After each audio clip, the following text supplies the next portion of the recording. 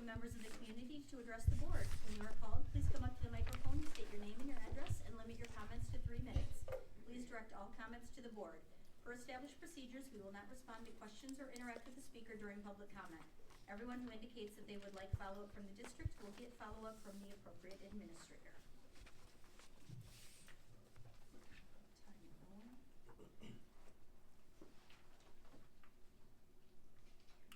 Okay, first we have Leslie Edison.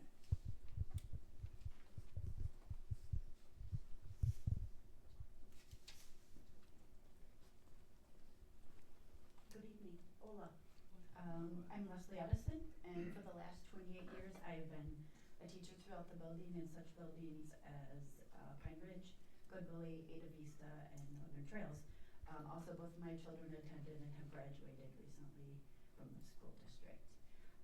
In recent weeks, I've been pleasantly surprised to see that after the final district audit and everything, the district has been graciously able to maintain a $5.9 million surplus into the budget, and that has been placed back into our general budget, I think bringing it to around a grand total of $24 million, which is a healthy balance. And I think probably due to past sound economic advice and practices, we usually tend to keep the majority of all of that fund balance in case of emergencies or off in the distance, sometimes when we may need that for something. Simultaneously, I was somewhat dismayed thinking about that as I look, I listen, I live around in the current conditions I'm in each day with my staff and my students, and I think about things that they are facing each day within our buildings. There's a higher level of stress, anxiety, frustration, burnout at times due to multiple factors that come into these areas each day. And dealing with those types of things are things you're thinking out on a daily basis within your job and after you're going home at night as well. Some of the things that come to mind are the lack of a full-time counselor, some mental health liaisons in all of the buildings, most of which contain 500 or more of our students that come with multiple factors of trauma, as we have talked about more in recent years as well. In my building alone, within the last few weeks, we've experienced higher levels of bullying incidents, confiscation of a weapon on the bus, and a couple confirmed admissions of past suicide attempts. Another factor I notice is a lack of sufficient bus drivers and substitute teachers who play vital roles in our districts every day. Part of it is due to lack of a sufficient wage we can offer or flexible times in order to help them meet the standard of living, cost of living for themselves, and to be able to support their families as they move on in a job they're looking to do and support us with every day. Another factor I've seen as well is the lack or ability to add extra sessions to certain classrooms, departments, when you already have some of them bursting at the seams with higher class levels or higher class sizes. That greatly again adds to the stress and the level of the trauma for some kids in class, and you have to think about the continuum of the learning, what pace, what duration, what things can be accomplished in those situations as well. So as I look around and I think about all of those things, and along with that, the things we've noticed in the last few years as well, reduction, cancellation, Thank you. postponement. I'm sorry, your 3 minutes is up. It's gone by. All right. Thank you. Thank you. Vincent Monahan. Vincent Monahan.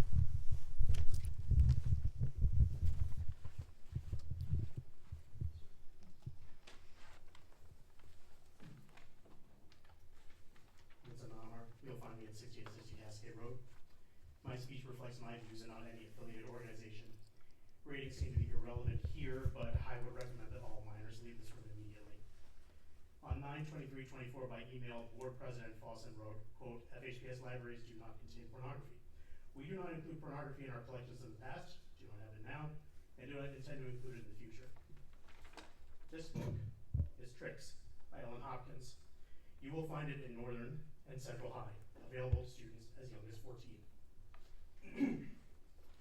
The men we perform for, like when we dance with each other, breast to breast and belly to ass.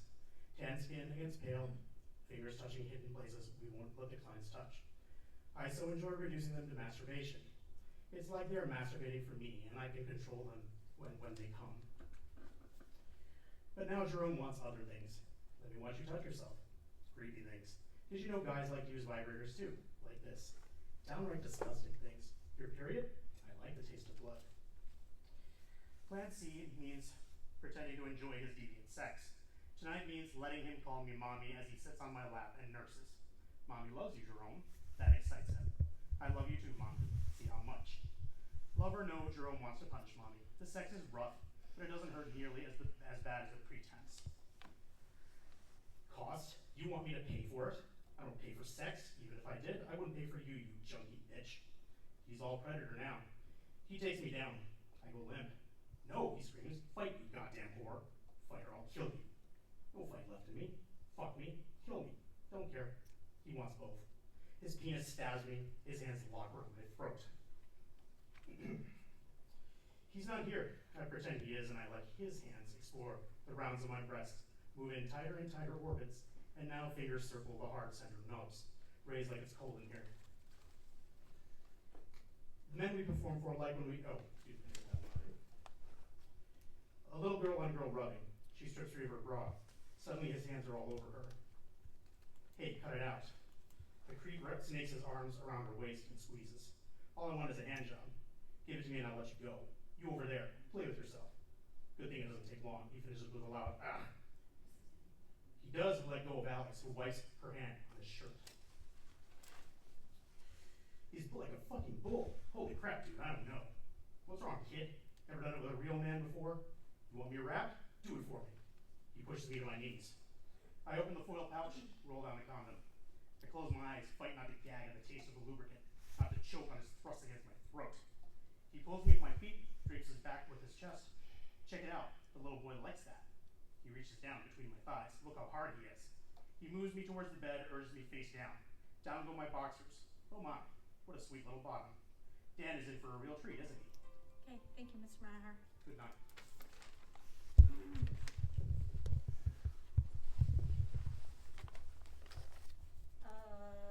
Steve Kenyon. I shall pass, thank you. Okay, thank you. Doug Lee. My name is Doug Lee and I'm a resident here in Forest Hills. I just kind of want to remind everybody, I've been talking now for almost 5 years. I've got kids, 2 generations of kids in Forest Hills. I have my oldest son who graduated in 06, my daughter 09, I had a 16 and an 18-year-old graduate. And I fundamentally see a huge change in this district from my first set of kids to there was a gap in time frame on our last two. There are 538 school districts in the state of Michigan, okay? And I can go to any school district except for one, and the board works exactly like this. And they work exactly like this in Unistep because of the Michigan School Board Association that you just attended. They teach you how to be a school board member instead of listening to the stakeholders in your community. I represent an organization called Forest Hills for Just Education, and many of you people know that, okay? We represent 2 things, parental rights and academic excellence. I have been preaching up here for 5 years on academic excellence, and I have listened to social-emotional learning, how we feel, safe spaces. Well, the good news is, Mr. Superintendent Kirby, there was more than a super trifecta that just happened in an election, because elections do matter. The federal government and the population, the majority of the United States population of this country, are tired of this woke community, gender, all the things we've been talking about for 4 years. That will end. That will end very shortly, and it will be nice to actually, for the first time, you will have to start listening to the citizens of this community, the parents and grandparents, for the very first time. I suggest that you look toward us who pay the taxes here, who send our kids here and our grandkids here, opposed to going and learning how to be in lockstep with 530 other school districts in Michigan. Thank you. Thank you. Dorothy Cripps.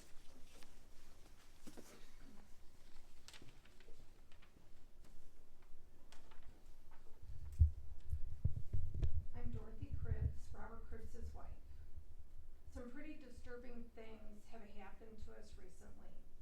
I don't use social media, and it was brought to my attention that some people in the FHPS community have been posting lies about both me and my husband based on a hit piece that my 28-year-old child posted on Reddit. I am here mainly because I want to address the situation since people continue to spread gossip and lies. The community needs to understand that what is being said grossly misrepresents what happened in our lives. We did not cast our oldest aside when our oldest came out as trans their junior year in college. Contrary to claims, we never abandoned our oldest child and consistently supported our child through college, including financial assistance and attending counseling. We have tried to have a relationship with our oldest child who stopped speaking to us at various times and the entire extended family. Our oldest was abusive and mean. We worried for our personal safety and felt that we had to keep evidence in case something ever happened. These public discussions have caused significant harm to our family, particularly to our 24-year-old son. He felt compelled to defend our family's reputation, highlighting the profound consequences of spreading incomplete information. The social media critics chose to ignore our youngest son's response. Robert didn't respond to these social media attacks, fearing that engaging would likely escalate the situation and cause further damage to our family. In the end, we didn't care about the election. We only cared about our youngest being okay. We continue to love both our children. We were actively working towards reconciliation with the oldest before the public attacks derailed our progress, and now we are back to square one because of what was done on social media by people in the Forest Hills Public School community. We seek understanding and privacy as we navigate these personal challenges. But I have to say that I am wholly disappointed in how mean and ugly some people have been in just telling things that are saying things that are just wholly not true about us. And Robert wouldn't have put himself out here to try and run for Forest Hills School Board if any of these horrible things were true, and you wouldn't have him be coach or substitute teacher or bus driver in the schools. And I would think that people that spread the lies would, I don't know, think again about this. This is not what Forest Hills is about.